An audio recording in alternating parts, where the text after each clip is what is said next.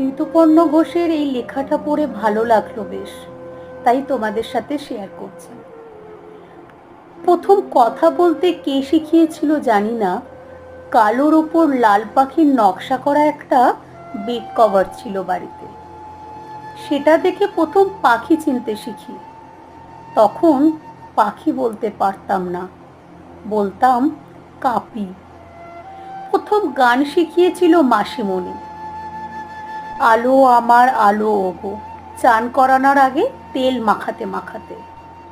প্রথম পথের পাঁচালী কিনে দিয়েছিল পিসিমণি। পিসিমণির তখনও বিয়ে হয়নি, বাবার সব থেকে ছোট বোন। শ্যামলা রং, মোটা একটা বিনুনি।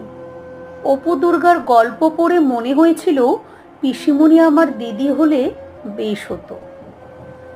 প্রথম ফাউন্টেন